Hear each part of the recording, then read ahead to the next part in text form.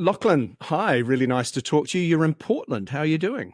I'm really, really well. Yeah. Have a day Yeah. off today. It's Labor Day here in America. So Yes. perfect timing to catch up. Yeah, no, exactly. And so we're going to be talking. I think the show is called Subtle Dances. Is that what you're currently doing in Portland? Is that the show?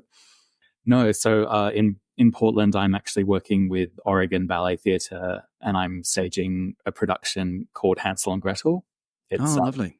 it's touring around North America at the moment, but the production that is being presented at Tempo Festival, I have it's a program with 5 different works. 3 of them are by presented by the Royal New Zealand Ballet, and the other 2 are the Ballet Collective Aotearoa. And one of those is a piece that I created in 2021, and it's called Subtle Dances. So tell me about that. What was the inspiration behind it, and what is it about? I guess. So Turid Requiem, who is the artistic director and producer of the Ballet Collective Aotearoa, she really loved this piece of music by Claire Cowan, who is an incredible composer and a great friend of mine and collaborator. And she kind of put us together with the intention of creating a work inspired by Claire's beautiful score. And it exists in 3 different movements. So we kind of, it was actually very refreshing because at the time I was creating a lot of narrative work, and this piece is very much a departure from that, where yes, there are relationships and different sort of stories unfolding within the work, but it's very much abstract and it's all about the movement and kind of I guess embodying the sassy, flirty vibe of the score. It's very Claire. Claire loves fusing classical music with jazz and salsa, tango.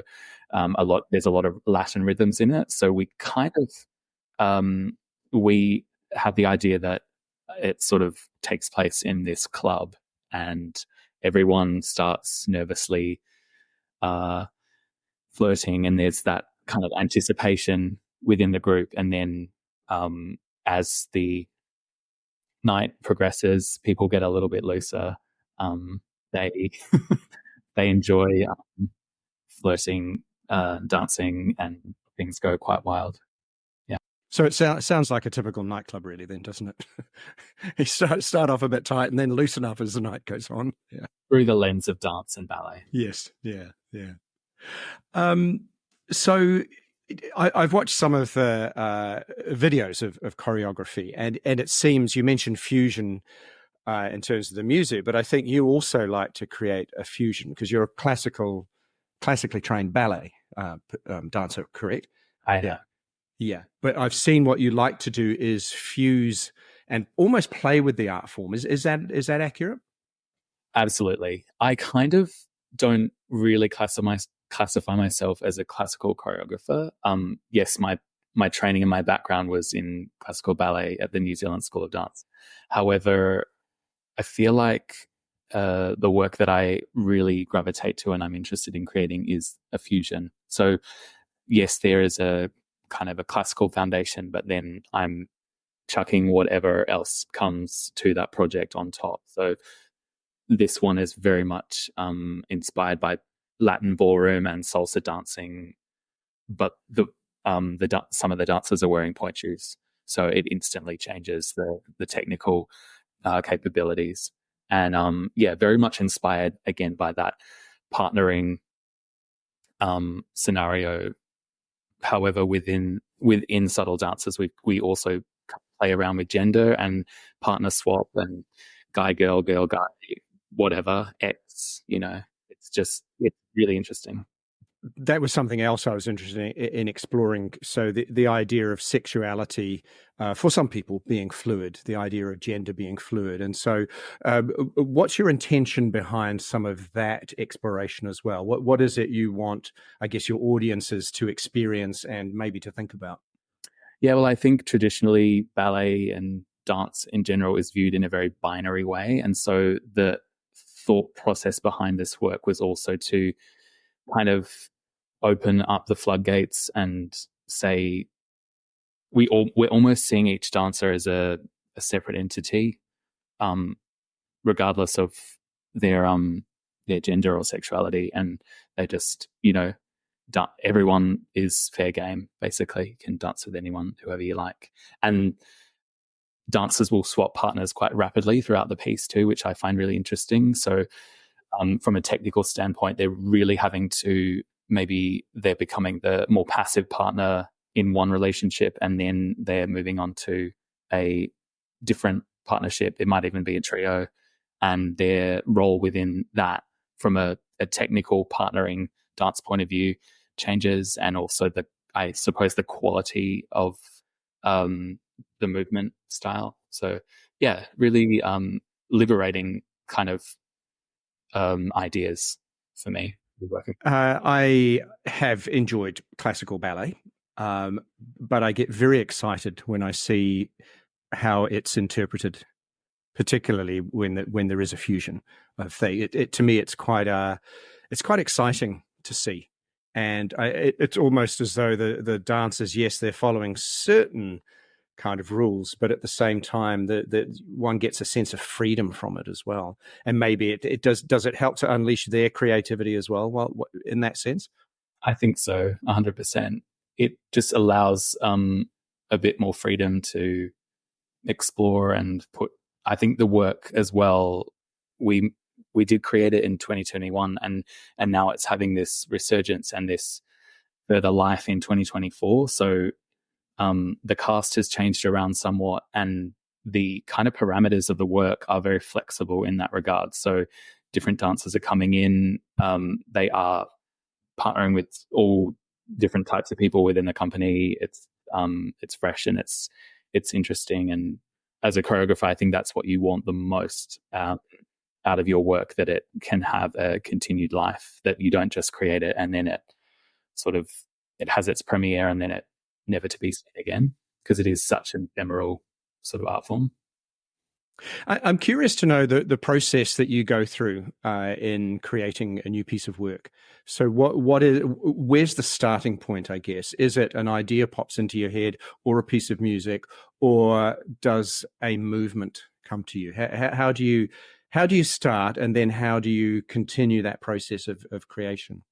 So it is different for every project. For this one in particular, it started with Claire's music and just listening to the 3 different movements. Each has a different style and emotional context. So that very much influenced where we went with it. It begins quite shy and then it ramps up. Then there's a slight moment of rejection in there. It gets quite sad and then it builds up again. I think when you're creating something that's relatively flexible, like Subtle Dancers, and isn't kind of hammered down to a narrative structure, there is a lot of freedom.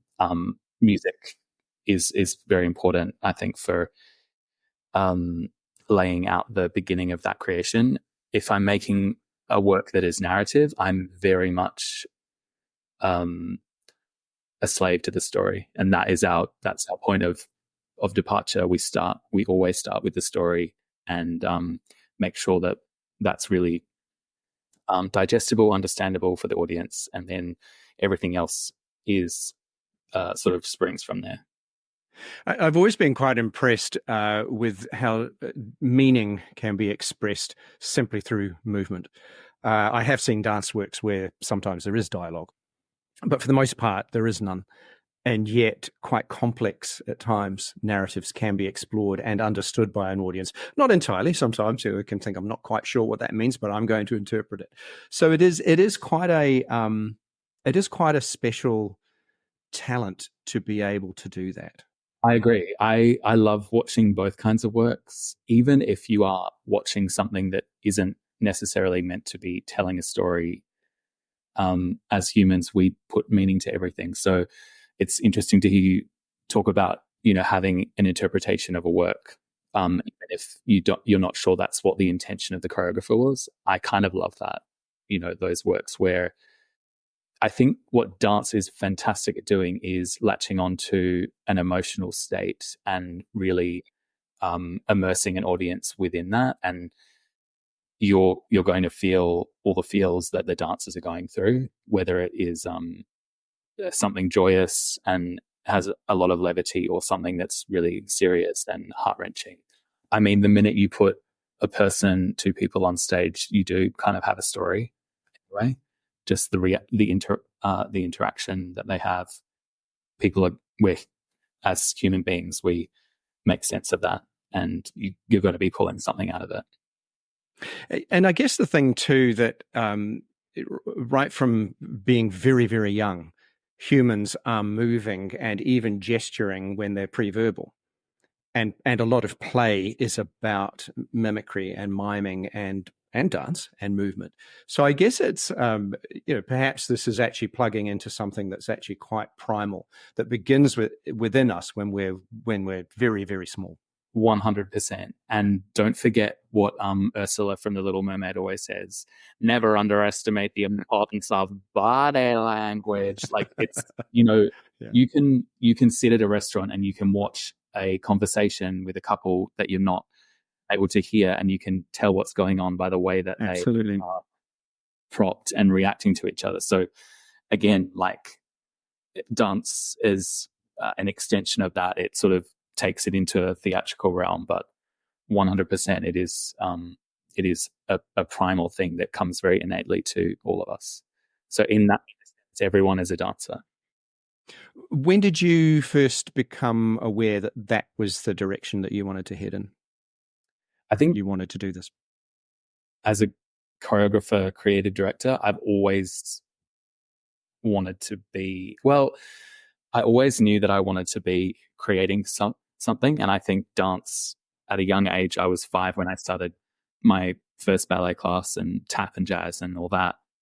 And it was a vessel for being creative. And then I've sort of just found my way into becoming a professional dancer. And then by extension, I've ventured into choreography direction from there. And Dancing with the Stars too, which is quite different again. Yes. What was that experience like? It was great. Very, TV, very like, all right, go kind of. We created a little pas de deux that was presented on, I think, while the judges were deliberating one of those sort of scenarios. And yeah, it was really, really interesting getting to meet the contestants and their counterpart dancers. It's a different world. Excellent. to that. I'll say that. Yeah. And I guess less control. Do you have less control over it, or? Well, yes, because the camera, the DOP, the camera operator, is the one that's sort of showing the audience what they want to see. So they're directing the camera. You don't necessarily have a say of the angles and things like that. But it's and dancing, you've got to be mindful of all of that. Literally, where the cameras are, all of that stuff. Yeah. Hey, well, look, thank you for your time. Really looking forward to the production when it comes here. Continue to enjoy Portland, and all the best with the dance. Thank you so much, Andrew. It's lovely to meet you and to chat.